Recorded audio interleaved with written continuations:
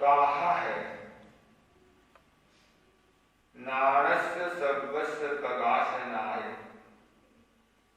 Annan मोहस्य विवर्जनाय रागस्य दोषस्य यशंखयेन एगंत सुखम संवेहि मुक्खा।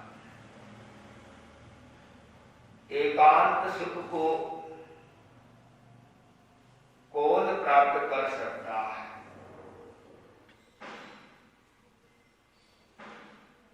इस प्रश्न के उत्तर में भगवान ने कहा है कि जिसके भीतर में ज्ञान का प्रकाश प्रकट हो जाए वह शाश्वत सुख को या एकांत सुख को प्राप्त कर सकता है।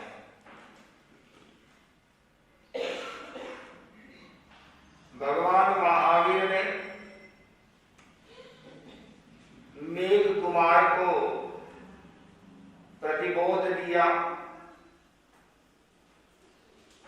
और उस प्रतिबोध से मेघ कुमार की सारी कायरता तीव्रता समाप्त हो गई और भीतर में जोश जागृत हो गया, पराक्रम जागृत हो गया। कुछ लोग सन्यासी बनते हैं,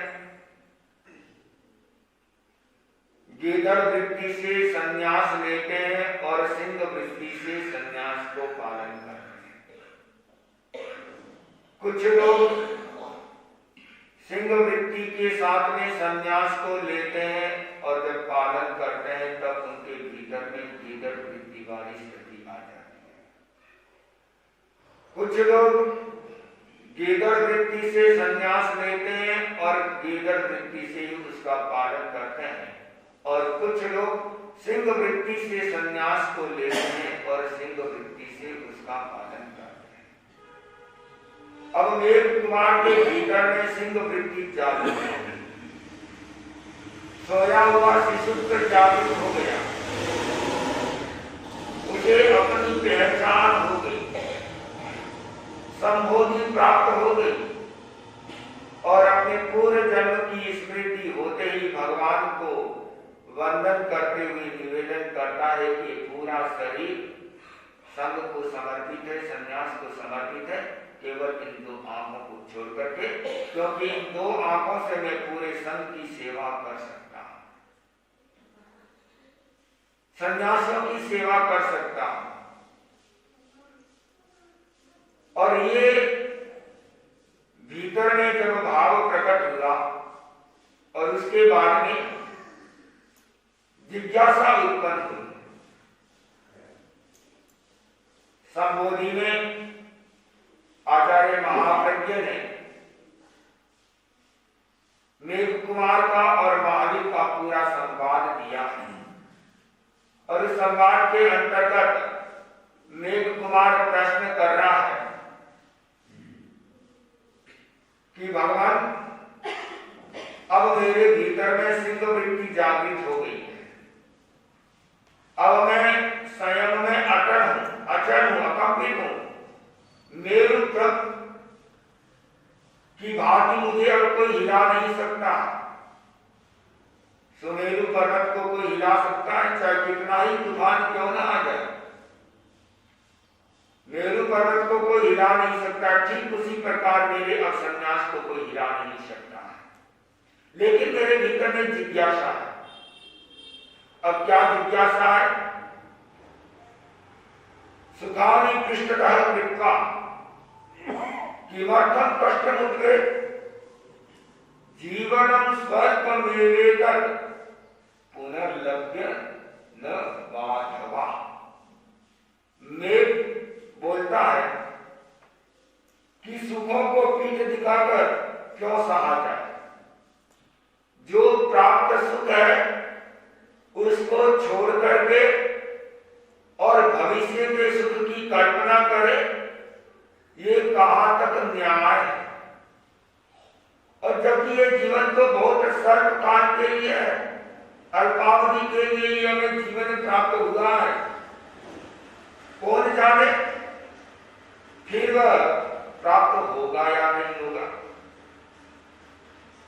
दो प्रकार की भारतीय संस्कृति रही है, एक आत्मवादी और दूसरी अनात्मवादी। जिसने आत्मा को माना है उनका यह सिद्धांत रहा है कि आत्मा बार बार जन्म लेती है और मरती है और आत्मा का पुनर्जन्म होता है। गीता में श्री कृष्ण ने कहा है, वासांसि जीर्णानि यथा विहाय नवानि गृह्णाति नरो पराणि तथा शरीराणि विहाय जीर्णानि यज्ञानि संयन्ति नहानि देहि। जिस प्रकार मनुष्य फटे पुराने वस्त्रों को त्याग कर नए वस्त्र को धारण करता है, उसी प्रकार आत्मा पुराने शरीर को त्याग कर नए शरीर को धारण करती है। यह आत्मवादी का सिद्धांत है। इसलिए जहां आत्मवादी का सिद्धांत आता है वहां सुख दुख की बात आती है, क्योंकि सुख का जो संवेदन या दुख का जो संवेदन है वो कौन करती है? वह आत्मा करती है। ये शरीर सुख और दुख का संवेदन नहीं करती है। शरीर तो एक माध्यम हो गया। यदि शरीर सुख दुख का संवेदन करता तो एक मृत्यु शैया पर पड़ा हुआ शरीर जो बाकी का शरीर है, क्या वह सुख दुख की अनुभूति करता है? यदि शरीर सुख दुख की अनुभूति करता है, ऑपरेशन थिएटर में व्यक्ति ऑपरेशन करवा रहा है और उसको एनेस्थीसिया देकर के पूरे शरीर को सूल कर दिया जाता है, और जब ऑपरेशन किया जाता है तो क्या उसको दुख होता है? उसको दर्द होता है? उसको पीड़ा होती है? नहीं होती है। तो इसका मतलब ये सीधा सा हो गया कि जब तक शरीर में आत्मा है तब तक शरीर सुख और दुख के संवेदन की अनुभूति करता है। अर्थात संवेदन की अनुभूति शरीर आत्मा के माध्यम से करता है। तो ये आत्मवादी का सिद्धांत हो गया। और अनात्मवादी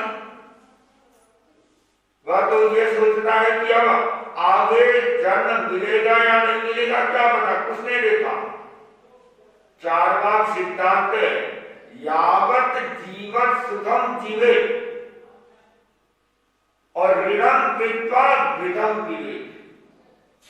मतलब जितना जिए आनंद से जिए और पूरा जीवन आनंद के साथ में जिए। कैसे? कि ऋण करके भी घी को पिए। ऋण कर रहे हैं। आजकल ये बहुत बड़ी समस्या हो गई। आज भी थोड़ी देर पहले एक व्यक्ति आया, वो बोला कि महाराज व्यक्ति लोग आते हैं, पैसे मांग के लेकर चले जाते हैं और फिर वापस नहीं देते हैं।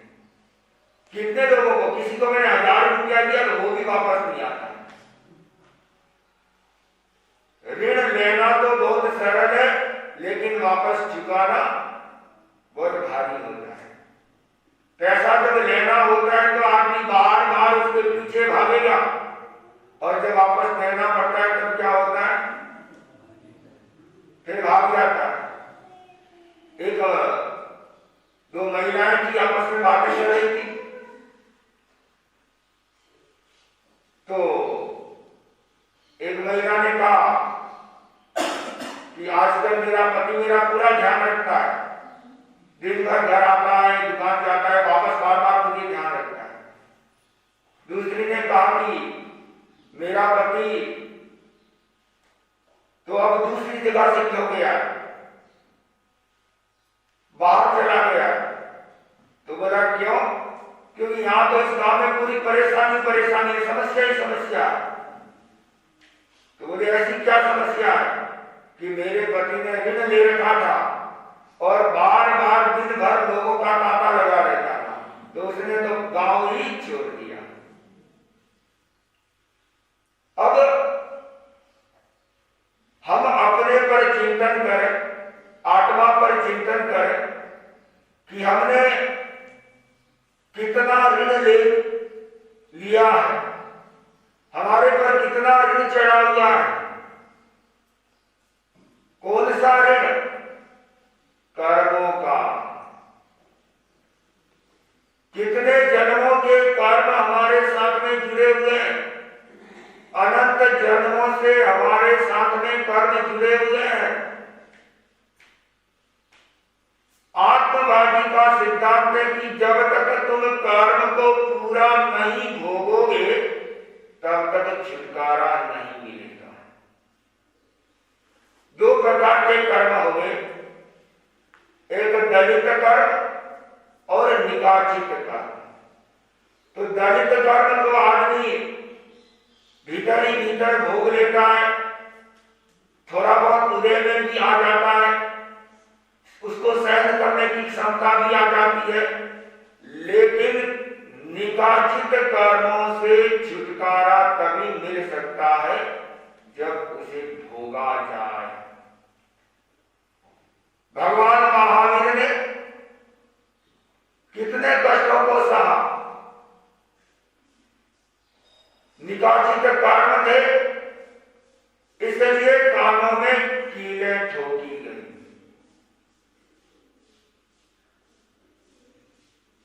ये जो कर्मों का जो ऋण है, इसको हमें चुकाना होगा, और उसके लिए ये मनुष्य जन्म ही है जिसके माध्यम से इस ऋण को चुका सकते हो। तो ये जो सुख दुख है, ये सुख दुख भी उस ऋण के आधार पर हमको मिलता है कि आपने अच्छे कर्मों को कितना डिपोजिट करके रखा है।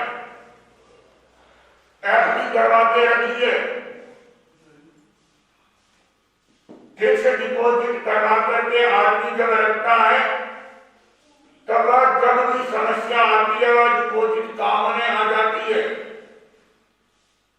मोदी जी ने महिलाओं के लिए एक बहुत गलत काम कर दिया, ऐसा लगता है, क्योंकि महिलाएं तो फिक्स डिपॉजिट घर में रखती थी, अब पतियों को सुविधा हो गया कि सारा पैसा निकल गया, नहीं तो उनके जेब से रोजाना 1000-2000 निकाल के रख लेती थी और पतियों को पता ही नहीं पड़ता था।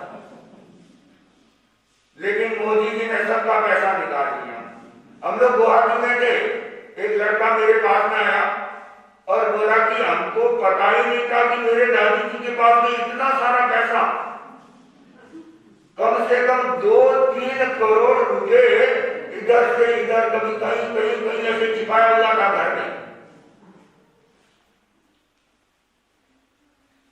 हमारे भारतीय संस्कृति में महिलाओं को घर चलाने का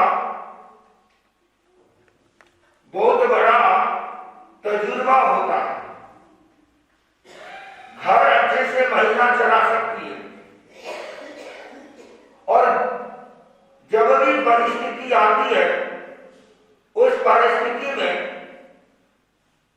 महिला पुरुष का साथ देती है, और जब सारा कुछ व्यापार ठप हो जाता है तब महिलाएं अपना गहना अपने पति को दे देती कि आप इसको ले जाइए और अपना व्यापार शुरू कीजिए। महिला स्वयं के लिए नहीं होती है, उसको अपने पति की चिंता होती है और अपने बच्चों की चिंता होती है। वह अपने लिए कितना रखती है, लेकिन भविष्य में काम आएगा इस चिंतन के साथ में वह फिक्स डिपॉजिट रखती है। तो हमें यह चिंतन करना चाहिए कि जो आत्मवादी सिद्धांत है वह इस बात पर पूरा ध्यान दे कि हमने कर्मों के ऋण को चुकाना है, क्योंकि अनात्मवादी के सामने कुछ भी नहीं है, ना अतीत है ना भविष्य है, उसके लिए वर्तमान है। लेकिन जब कर्म भोगने पड़ेंगे तब पता पड़ेगा। डालगनी के पास में मेवाड़ के महाराणा आए और डालगनी को कहा, निवेदन किया कि पूज्य महाराज, आपने घर छोड़ दिया, सब कुछ छोड़ दिया, आपको पता ही नहीं है कि आगे कुछ है या नहीं है, स्वर्ग है या नहीं है। फिर जो हाथ में था वही चला गया। माया मिली न राम, न तो आपको माया मिलेगी न आपको राम मिलेगा। डालगनी ने फरमाया कि हमारा तो ये सिद्धांत है कि स्वर्ग और नरक होता है, आत्मा का पुनर्जन्म होता है, और इस दृष्टि से हमने घर को छोड़ा है अर्थात शाश्वत सुख को प्राप्त करने के लिए। मान लो किसी कारण से हमारा सिद्धांत सही नहीं हो, किसी भी कारण से, लेकिन यदि किसी कारण से हमारा सिद्धांत सही हो गया तो तुम्हारा क्या होगा? तब बोला कि पूजी महाराज, इतने जूते पड़ेंगे, इतने जूते पड़ेंगे कि धरती भी झेल नहीं पाएगी। क्यों? क्योंकि वह तो दिन भर पदार्थ के साथ में जीता है, वह आसक्ति के साथ में जीता है। हमने तो कितना खोया, परिवार को तो खोया है, पदार्थ को तो खोया है, और तो क्या खोया। लेकिन वर्तमान में भी हम लोग आनंद से जी रहे हैं, प्रेम से जी रहे, सुख से जी रहे। खावर में मिले खिचड़ी, भोजन में मिले स्वर्ग। चलो पूछे गुरु ने मुक्त हुए थे, और हमारे लिए तो यही मोक्ष है। आराम से, श्रद्धा से, भक्ति से हम लोगों को भोजन मिलता है, कपड़ा मिलता है, भावना से मिलता है। लेकिन तुमको कितना मेहनत करना पड़ता है, सुबह से शाम तक। और जब घर में आते हैं तो पत्नी की और मांग शुरू हो जाती है, तो और समस्या खड़ी हो जाती है। तो लगी बेचारा आदमी जाए तो जाए कहां पर? तो इसलिए यदि ये भगवान महावीर का सिद्धांत हमारे भीतर में उतर जाए कि आत्मा का पुनर्जन्म होता है, और जब पुनर्जन्म होता है तो सुख और दुख भी होता है, और सुख और दुख की अनुभूति हम लोग करते हैं। एक व्यक्ति के पास में भागता भागता हुआ उसका नौकर गया कि सेठ जी, अपना तो मकान जल गया, मकान जल गया। सेठ जी को हार्ट अटैक आ गया, मकान जल गया। बस इतना सुनते ही तो एकदम हार्ट दबा मचाने लग गया। इतने में उसका बेटा आता है भागता भागता, पिताजी क्या हुआ, क्या हुआ, तेरे को पता नहीं है मकान जल गया? और बोला कि पिताजी क्यों चिंता करते हो, वह मकान तो मैं पहले ही बेच चुका था। अब देखिए, इतनी सी बात के लिए दुख हो गया, और पता लगा कि वह दूसरा को बेच दिया, और भीतर में सुख की अनुभूति हो गई। अब मेघ कुमार ये बात कह रहा है कि यह जीवन तो बहुत स्वर्ग है, तो इसलिए ये जो प्राप्त सुख है उसको क्यों छोड़ा जाए। अब हम उस सेठ जी को बीच में लेते हैं कि इतना मकान था, जल गया, तब तो दुख हो गया, और वापस मिल गया, सुख हो गया। तो क्या ये शाश्वत है सुख और दुख? ये हमारी अज्ञानता है कि हमने इस सुख को आनंद समझ लिया है, पदार्थ को आनंद आनंद समझ लिया है, भोग को आनंद समझ लिया है। ये पदार्थ का भोग कभी भी आनंद नहीं देता है। आपने कभी गन्ना को चूसा होगा, गन्ना के डंठल होते हैं, क्यों? हम लोग यूपी में गए थे, वहां बड़े बड़े खेत थे गन्ने के, और लोग हाथ में लेकर के उसको चूसते थे। लेकिन उस चूसने के बाद उसका क्या परिणाम आता है? वह क्या होता है? कचरा हो जाता है। गन्ने को चूसने के बाद वह कचरा बन जाता है। ठीक उसी प्रकार जब व्यक्ति पदार्थ को इतना भोगता है, और ये शरीर भी फिर जर्जर हो जाता है, कचरा हो जाता है, और फिर बुढ़ापे में दांत भी नहीं है, आंखों से पूरा दिखता नहीं है, कानों से पूरा सुनाई नहीं देता है। ये बुढ़ापे की स्थिति होती है। और प्रारब्ध से ही व्यक्ति इस सुख और दुख को अच्छे से समझ ले कि ये पदार्थ जो है केवल स्वर्ग पाने के लिए है, और हमने इस सुख को इस सब कुछ मान लिया।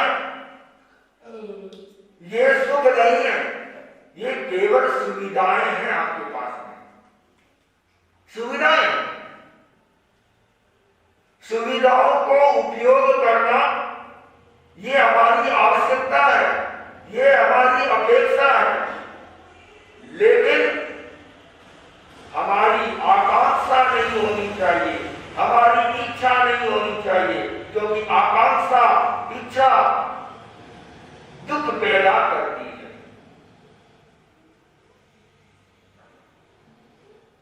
तो भगवान महावीर ने मेघ कुमार के प्रश्न का उत्तर देते हुए फरमाया कि सुखासक्तो मनुष्य ही कर्तव्याद् विमुखो भवे धर्मेण रुचि माधत्ते विलासाबद्ध मानसः। अर्थात जो मनुष्य सुख में आसक्ति रखता है, विलासाबद्ध मानस, और विलास में रचा बचा रहता है, उसकी धर्म में रुचि नहीं होती है, और वह अपने कर्तव्य से भी विमुख हो जाता है। जो व्यक्ति आसक्त हो जाता है, इतना पदार्थों के प्रति, विलास के प्रति रच पच जाता है, तो उसके पास में धर्म कहां से आएगा? और धर्म उसके पास में टिक भी नहीं सकता। पाश्चात्य दर्शन में या विदेशों में और भारत में इतना ही अंतर है कि वहां सुविधाएं बहुत है। कौन सी? पदार्थ की सुविधा, और उस सुविधाओं को ही उन्होंने सब कुछ समझ लिया। किसी विदेशी से पूछा गया कि आपके यहां इतनी सुविधाएं हैं, इतना सुख है, सब कुछ है,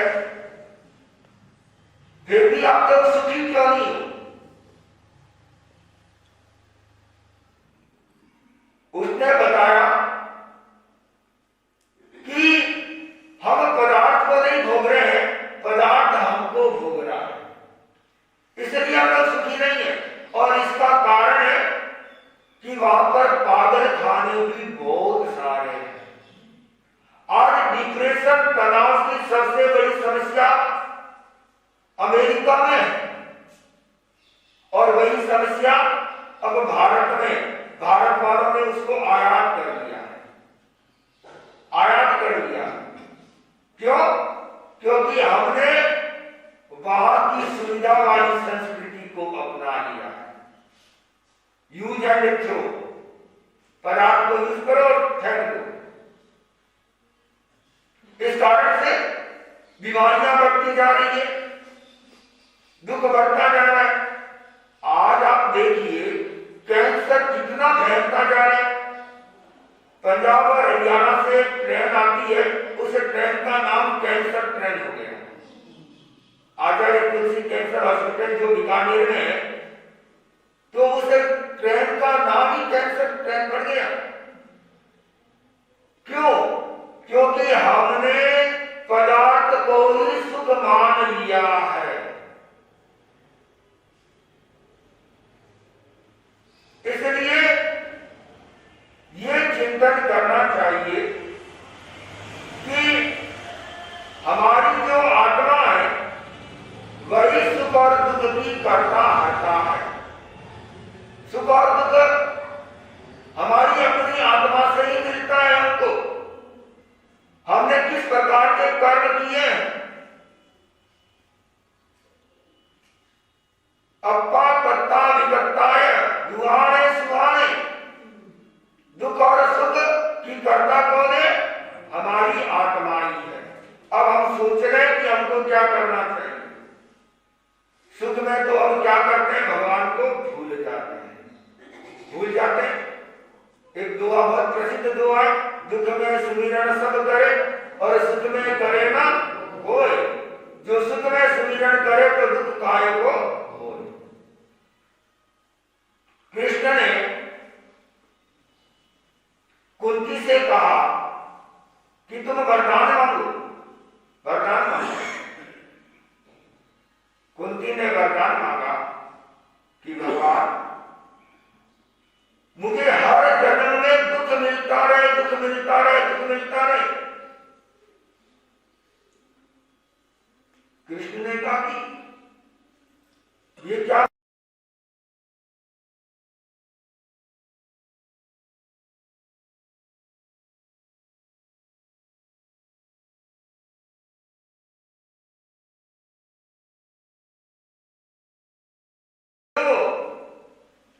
प्राय सभी व्यक्ति सुख की तो मांग करते हैं, लेकिन पहली महिला हो तुम जो दुख की मांग कर रही हो। तब कुंती ने कहा कि मुझे जितना दुख होगा उतनी ही तुम्हारी स्मृति बनी रहेगी, तुम्हारी स्मृति बनी रहेगी। और जैसे ही सुख हो गया तो विस्मृति हो जाएगी, भूल जाएंगे। सुख में कौन किसको याद करता है। जब व्यक्ति के पास में धन बढ़ता है, धन बढ़ता है, जैसे जैसे बढ़ता है तो उसका अहंकार भी ऐसे से बढ़ता है, बहुत बढ़ता है अहंकार। एक व्यक्ति के हाथ में घड़ी पहना हुआ था और घड़ी थी वो कोई लाखों रुपए की घड़ी थी। तो किसी ने बताया कि ये 25-30 लाख की घड़ी है। तो मैंने ऐसे पूछ लिया कि ये 25-30 लाख वाली जो घड़ी है इसमें समय देख लो और हमारे पास वो छोटी सी घड़ी है इसमें समय देख लो, क्या दोनों में अंतर आता है क्या? ये 8 बजाएगी और वो 9 बजाएगी या 10 बजाएगी, समय में तो कोई अंतर नहीं आता। तो पास वाले ने कहा कि महाराज ये घड़ी तो हमें समय बताती है, लेकिन ये घड़ी इसके पहनी हुई है ना, इसका समय बता रही है, क्योंकि वह तो उसका ही समय बता रही है, तो उसका समय कैसा है। तो जो व्यक्ति सुख में इतना रच पच जाता है, पदार्थ के सुख में आसक्त हो जाता है, वह भगवान को भूल जाता है। तो कुंती ने कितना मार्मिक उत्तर दिया कि मुझे हर जन्म में दुख मिले ताकि मैं भगवान को कभी विस्मृत नहीं कर सकता। लेकिन ये जो पदार्थ का जो सुख है वो ऐसा सुख है और उस मृग मरीचिका में व्यक्ति इतना रच पच जाता है कि वह अपने आत्मा को भूल जाता है। तो हमारा जो ये मनुष्य जन्म है जिसमें सुख और दुख की अनुभूति करने का मारा है, यदि हम उस मनुष्य जन्म को यदि नहीं समझ पाते हैं तो फिर हम कचरा ही इकट्ठा कर रहे हैं, कचरा इकट्ठा कर रहे हैं। हमारा ये इतना सुंदर पवित्र देह रूपी मंदिर हमको मिला है और इस मंदिर की हम स्वच्छता नहीं रखते हैं तो फिर हमें वापस बार बार इस प्रकार का दुख बाहुल शरीर मिलता रहेगा। तो हमें ये सुंदर आंगन मिला है, इसको हम मैला नहीं करें। हमको इतनी सुंदर आत्मा मिली है, उसको हम मैली नहीं करें। मारो हीरा जड़ियो आंगनियो गुण मेलो मारो रत्ना जड़ियो आंगनियो गुण मेलो कर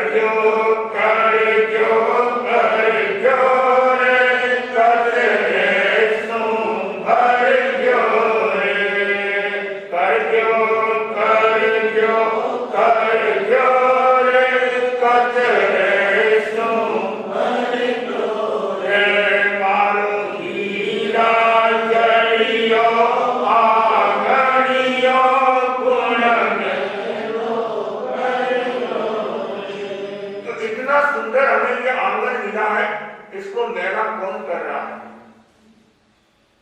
कौन ये रंग में भंग डालने के लिए आ गया है? सीधा शास्त्रीय उत्तर देता हूं तो सबको पता है कि ये जो कर्म है वही कर्म रंग में भंग डालने के लिए आता है। तो मारो हीरा जड़ियो आंगनियो